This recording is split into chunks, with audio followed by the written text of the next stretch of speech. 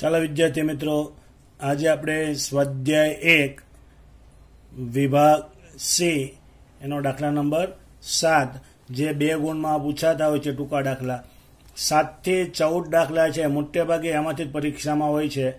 7 થી 14 દાખલા, ફરીવાર બોલું છું, મોટે ભાગે આમાંથી જ દાખલા પૂછાતા હોય છે. એક સમયગાળા દરમિયાન જીવન નિર્વાહ ખર્ચનો સૂચકાંક 280 થી વધીને 340 થયો. હું કીધું જો, જીવન નિર્વાહ ખર્ચનો સૂચકાંક 280 થી વધીને 340 થયો અને વેતન ₹13,500 થી વધીને 14,750 થયું હોય, એવું કહે છે. એટલાથી વધીને એટલું થયું હોય તો કામદારને વાસ્તવમાં કેટલો ફાયદો કે નુકસાન થશે તે શોધો. કામદારને ફાયદો થશે કે નુકસાન તે તમારે મેળવવાનું છે. તો રકમ પરથી તમે એટલું નક્કી કરી શકો કે સૂચકાંક તમારો 280 થી વધીને કેટલો થયો 340. તો અહીં લખવાનું તમારે સૂચકાંક 280 થી વધીને 340 થયો. ત્યારે આગળ એવું કીધું, ત્યારે વેતન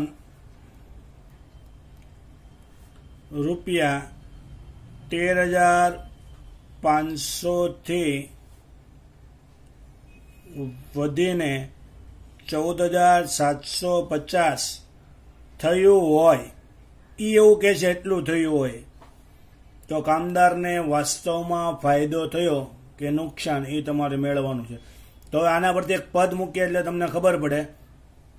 અત્યારે તમને એવું કીધું હતું સૂચકાંક 280 થી વધીને કેટલો થયો 340. ત્યારે એવું કહે છે કે ભાઈ વેતન 13,500 થી વધીને એટલું થયું, એ કહે છે એટલું થયું. ખરેખર વેતન કેટલું થયું એ તમારે પહેલા મેળવવું પડે તો તમારો દાખલો આગળ થાય. તો આ રીતે તમારે લખવાનું. સૂચકાંક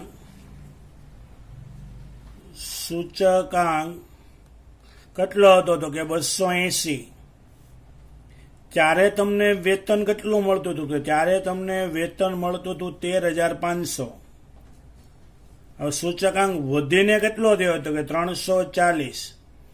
ત્યારે ખરેખર તમને કેટલા મળવા જોઈએ એ તમારે પહેલા મેળવવું પડે તો તમને ખબર પડે વાસ્તવમાં તમને ફાયદો થયો કે નુકસાન. એ કહે છે તમને 14,750 મળવા જોઈએ. ખરેખર કેટલા મળવા જોઈએ મેળવવાનું? તો લખાય અહીંયા ખરેખર વેતન બરાબર 340 ગુણ્યા 13,500 છેદમાં કેટલા લખાય 280.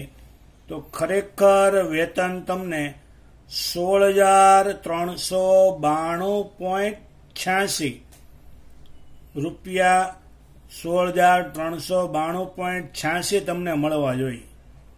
ખરેખર તમારું વેતન એટલું હોવું જોઈએ. તમને કેટલું આપે છે તો કે 14,750 આપે છે. વધારે આપે છે કે ઓછું? તો કે ઓછું. ઓછું મળે એટલે તમને ખબર પડે વાસ્તવમાં કામદારને શું થયું કે ભાઈ નુકસાન. કેટલું? તો કે 16,392.86 માંથી 14,750 બાદ કરો એટલે શું થયું કે ભાઈ નુકસાન. યાદ રાખજો, ખરેખર તમને વેતન તમે કામ કરો છો એ મુજબ 16,392.86 મળવું જોઈએ. અને તમને મળે છે કેટલું 14,750. વધારે મળે છે કે ઓછું? તો કે ઓછું મળે છે. ઓછું મળે તો તમને શું થયું તો કે નુકસાન. તો લખવાનું તેથી કામદારને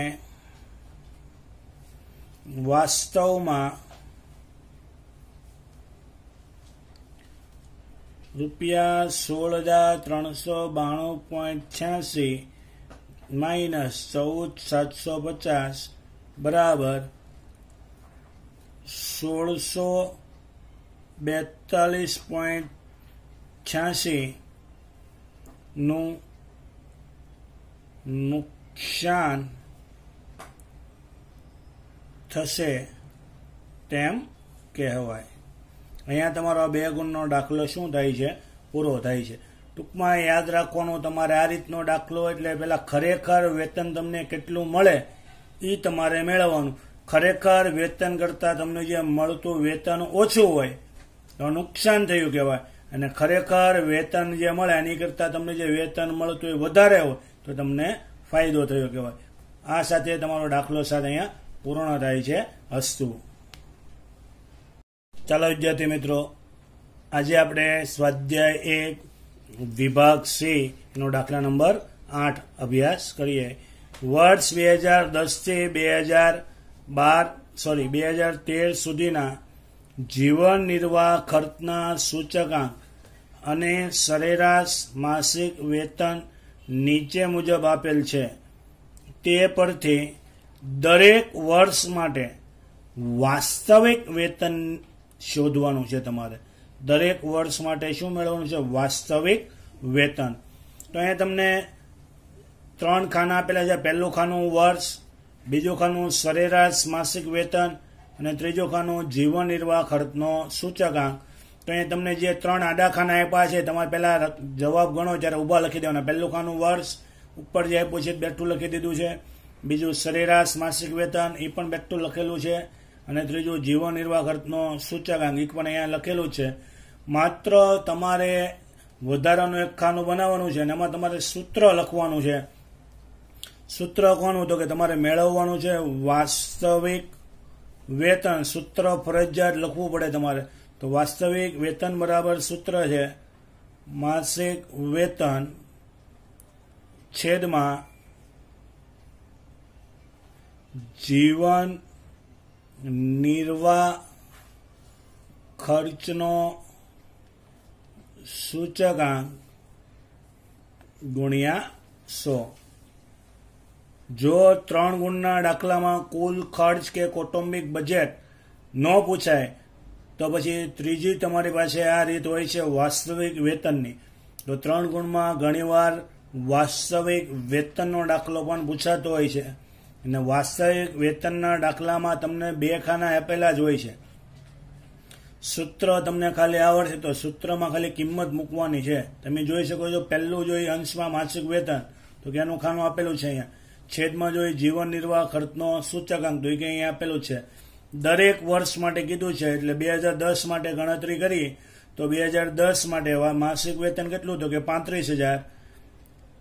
જીવન નિર્વાહ ખર્ચનો સૂચકાંક તો કે 120 ગુણ્યા 100 એટલે આનો જવાબ આવશે 29,166.67.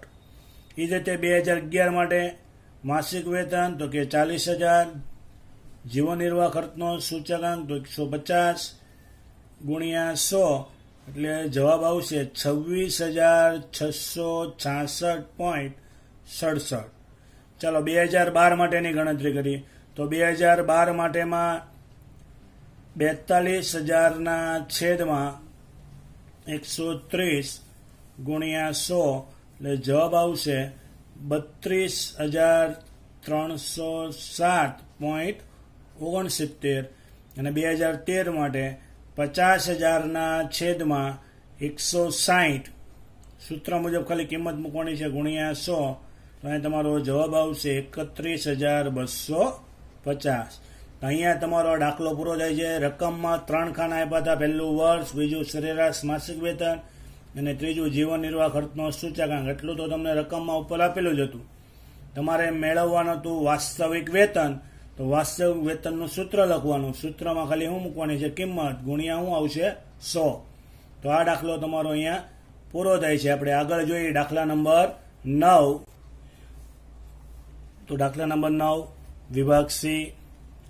વર્ષ 2014 અને વર્ષ 2015ના જથ્થાબંધ ભાવના સૂચકાંક અનુક્રમે 177.6 અને 181.2 મળ્યા છે. આ બંને વર્ષના સૂચકાંકનો ઉપયોગ કરી ફુગાવાનો દર તમારે શોધવાનો છે. શું શોધવાનું છે? તો કે ફુગાવાનો દર. તો ફુગાવાનો દર મેળવવો હોય તો 2 વસ્તુની જરૂર પડે, અને 2 તમને આપેલું જ છે. પહેલું જોઈએ વર્ષ 2014 14 જથ્થાબંધ ભાવનો સૂચકાંક, તો કે અહીંયા આપેલો જ છે 2014 જથ્થાબંધ ભાવનો સૂચકાંક 177.6. બીજો જોઈએ વર્ષ 2015 જથ્થાબંધ ભાવનો સૂચકાંક, એ પણ આપેલો છે 181.2. મોટે ભાગે 2 ગુણમાં દાખલો પૂછાતો હોય છે. આ બે વસ્તુ તમને દાખલાની રકમમાં આપેલી જ છે, તમને માત્ર સૂત્ર આવડવું જોઈએ. કયું? તો કે ફુગાવાના દરનું. તો લખાય ફુગાવાનો દર, તો એનું સૂત્ર છે ચાલુ વર્ષનો જથ્થાબંધ ભાવનો સૂચકાંક કૌંસ પૂરો માઇનસ બીજા કૌંસમાં આગળના વર્ષનો જથ્થાબંધ ભાવનો સૂચકાંક કૌંસ પૂરો આખાના છેદમાં આગળના વર્ષનો જથ્થાબંધ ભાવનો સૂચકાંક ગુણ્યા 100. તો આ ફુગાવાના દરનું સૂત્ર છે. જેને સૂત્ર આવડતું હશે એને દાખલો આવડે, કેમ કે સૂત્રમાં માત્ર શું મૂકવાની છે? કિંમત. તો અહીંયા 2 વર્ષ જોઈ શકાય છે. તો 2015 છે ને કયું વર્ષ કહેવાય? ચાલુ વર્ષ. અહીંયા જોઈએ સૂત્રમાં ચાલુ વર્ષનો જથ્થાબંધ ભાવનો સૂચકાંક. તો ચાલુ વર્ષનો કેટલો કહેવાય? તો કે 181.2. એમાંથી બાદ કરવાનો કયો? તો કે આગળના વર્ષનો. અને આગળનો વર્ષ કયો? તો કે 2014. એનો કેટલો? તો કે 177.6 આખાના છેદમાં આગળના વર્ષનો, એટલે કેટલો? તો કે 177.6 ગુણ્યા શું આવે? તો કે 100. તો આની બાદબાકી તમને ખબર છે, 181.2 માંથી 177.6 બાદ કરો એટલે તમારો જવાબ હશે 3.6 છેદમાં 177.6 ગુણ્યા 100. એટલે તમારો જવાબ ફાઇનલ આવશે. ભાગાકાર કરીને ગુણાકાર કરશે એટલે 2.0. ફુગાવાનો દર હંમેશા ટકાવારીમાં દર્શાવવાનો, એટલે પાછળ નિશાન આવશે 2.03%. અહીંયા તમારો દાખલા નંબર 9 2 ગુણમાં મોટે ભાગે પૂછાતો હોય છે. અહીંયા પૂરો થાય છે. આપણે આગળ જોઈએ દાખલા નંબર 10. 3 વસ્તુઓના ભાવ સાપેક્ષ આંકમાં થયેલ ટકાવારી વધારો. યાદ રાખજો, તમને કીધું છે ટકાવારી વધારો અનુક્રમે 315, 328 અને 390 છે. જો આ વસ્તુઓના મહત્વનું પ્રમાણ 5:7:8 હોય તો ભાવનો સામાન્ય સૂચકાંક ગણો.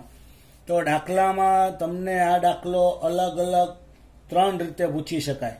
કેટલી રીતે પૂછી શકાય? 3 રીતે. અહીંયા તમને એક રીત આપેલી છે, એને સમજીએ.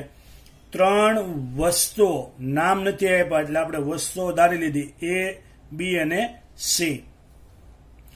ભાવ સાપેક્ષ આંકમાં થયેલ ટકાવારી વધારો છે. જ્યારે પણ દાખલામાં ટકાવારી વધારો હોય, ટકાવારી ઘટાડો, એટલે એના પરથી તમને એક ખાનું મળે સૂચકાંક. સૂચકાંકને સંકેતમાં શું કહેવાય? તો કે I.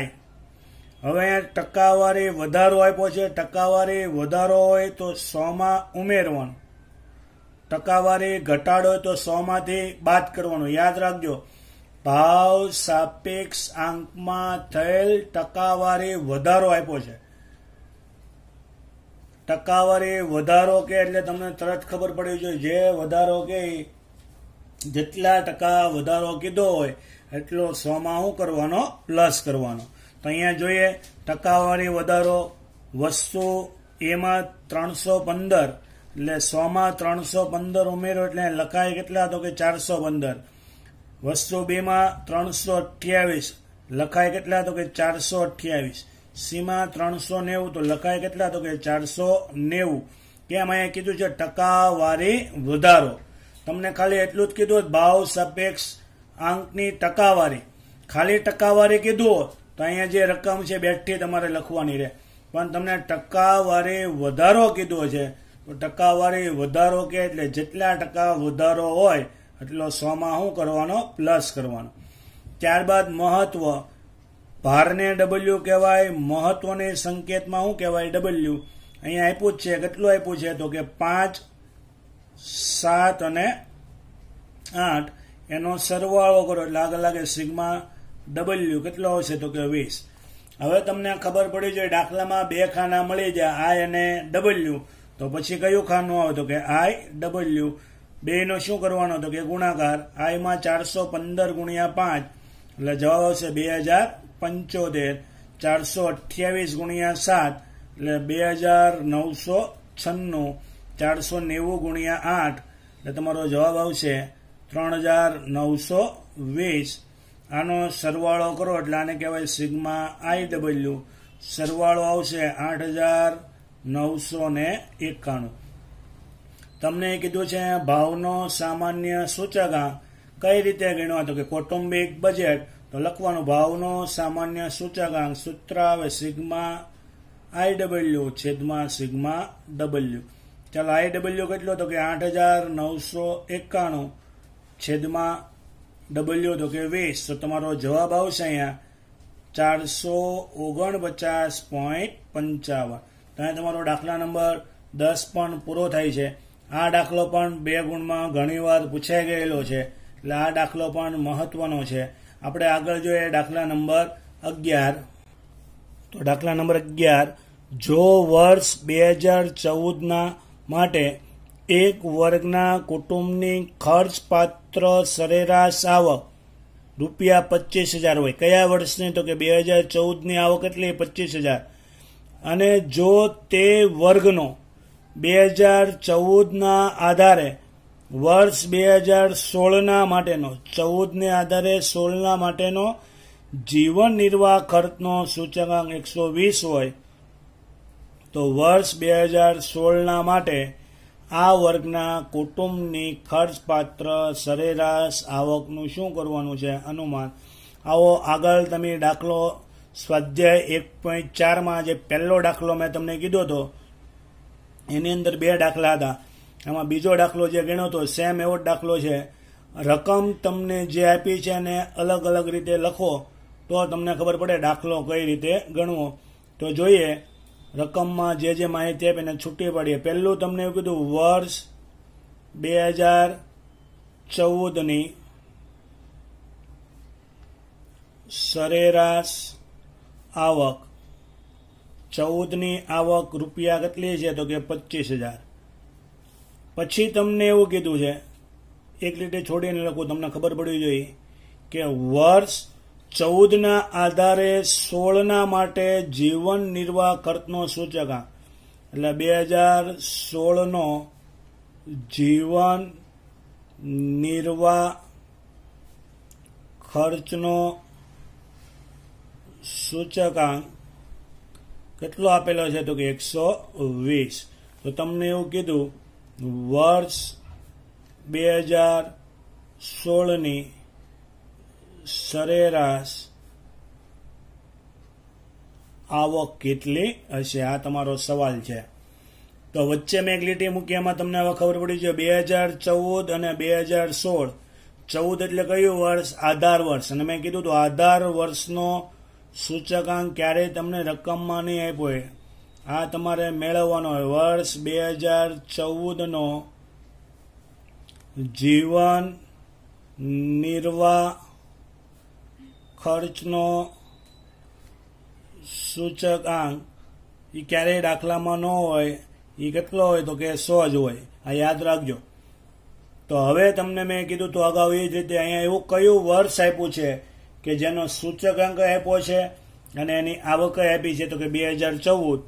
તો સૂત્ર આવું મુકાય, પદ તમારું સૂચકાંક 100 હતો ત્યારે એની આવક 25,000 હતી, તો સૂચકાંક કેટલો થયો? 120. ત્યારે એની આવક કેટલી? એટલે લખાય 120 ગુણ્યા 25,000. આ બેનો ગુણાકાર થાય, આ છેદમાં લખાય, છેદમાં 100. એટલે આનો જવાબ આવશે ₹30,000. તો છેલ્લે વાક્ય લખવાનું. તેથી વર્ષ 2016ની સરેરાશ આવક ₹30,000 મળે. અહીંયા દાખલા નંબર 11 તમારો પૂરો થાય છે. આગળનો દાખલો જોઈએ, દાખલા નંબર 12. એક કામદારની વર્ષ 2015માં માસિક સરેરાશ આવક કેટલી છે? તો કે 16,000. અને વર્ષ 2016માં વધીને ₹20,000 થઈ. વર્ષ 2015ની સરખામણીમાં વર્ષ 2016 માટે આવકનો સૂચકાંક શોધવાનો છે. શું મેળવવાનું છે? આવકનો સૂચકાંક. તો હવે તમને બે માહિતી આપી છે, એના પરથી તમારો દાખલો થાય. પહેલી, વર્ષ 2015ની સરેરાશ આવક કેટલી આપી છે? તો કે 16,000. અને બીજું આપ્યું છે વર્ષ 2016ની સરેરાશ આવક કેટલી છે? તો કે 20,000. તમારે શું મેળવવાનું છે? તો કે 2016 માટે આવકનો સૂચકાંક. તો લખાય વર્ષ 2016 નો આવકનો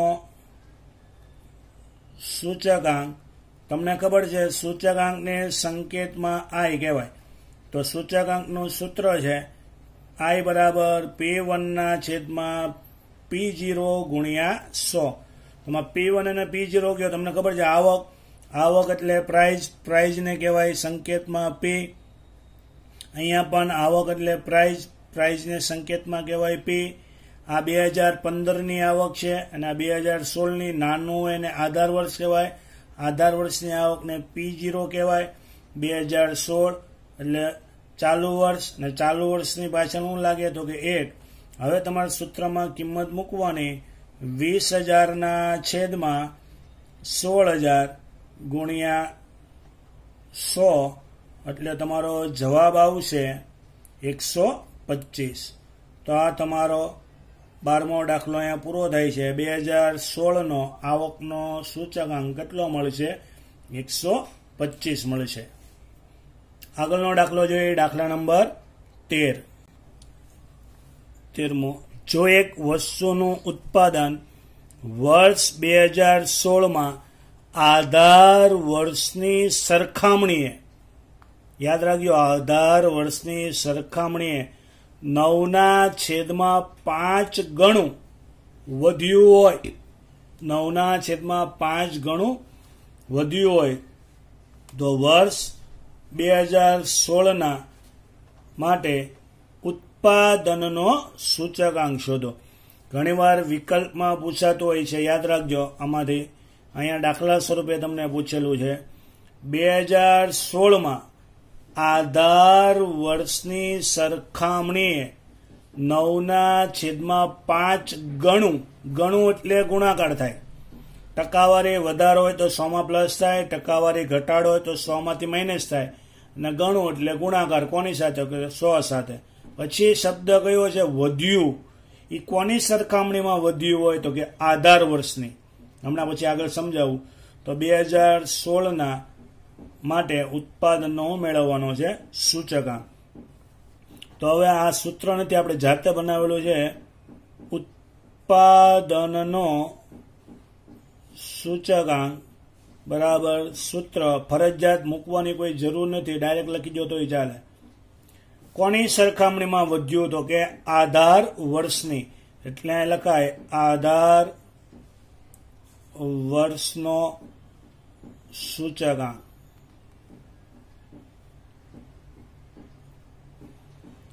કેટલા ગણું? તો કે 9/5 ગણું.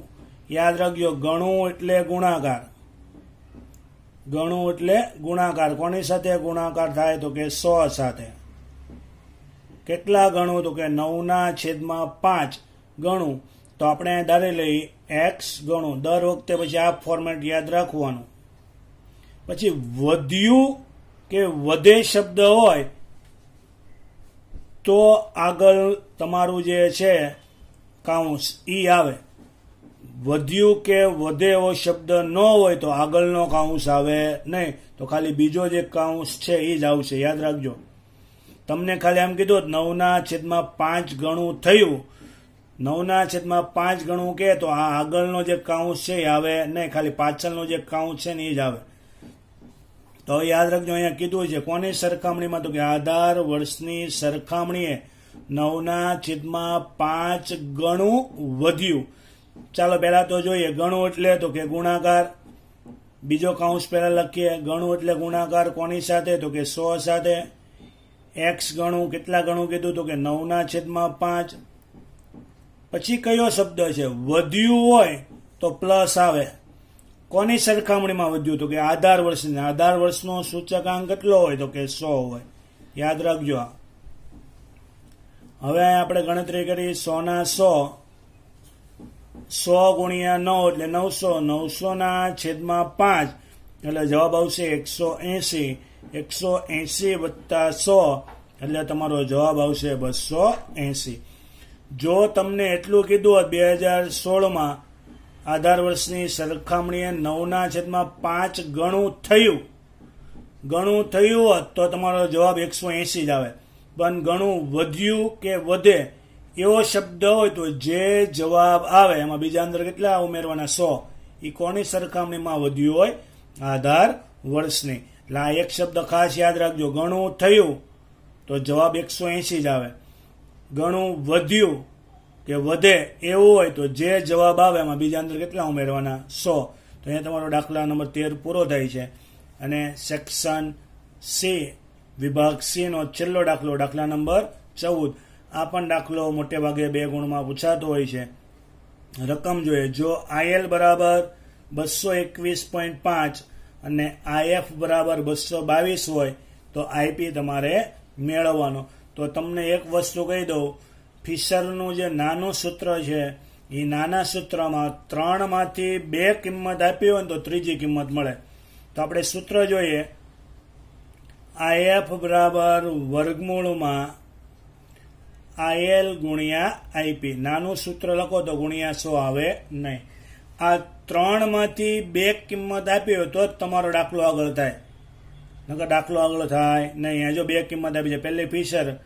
હવે કિંમત આગળની આપી એટલે પહેલા એ લખવાનું માટે IF ની કિંમત કેટલી છે? તો કે 222 બરાબરના બરાબર વર્ગમૂળની અંદર IL ની કિંમત તો કે 221.5 ગુણ્યા IP ની કિંમત તો કે ખબર નથી. હવે તમને ભણી ગયા 10માંથી તમે ભણતા હો છો. આ વર્ગમૂળ દૂર કરવું હોય તો બંને બાજુ શું લેવો પડે? વર્ગ.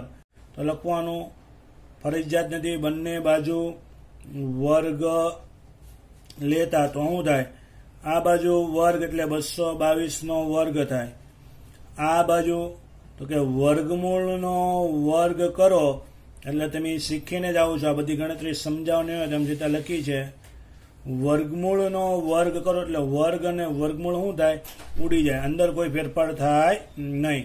222 નો વર્ગ કરશો એટલે તમારો જવાબ આવશે 49,284. અહીંયા ખાલી શું વધે? તો કે 221.5 ગુણ્યા IP.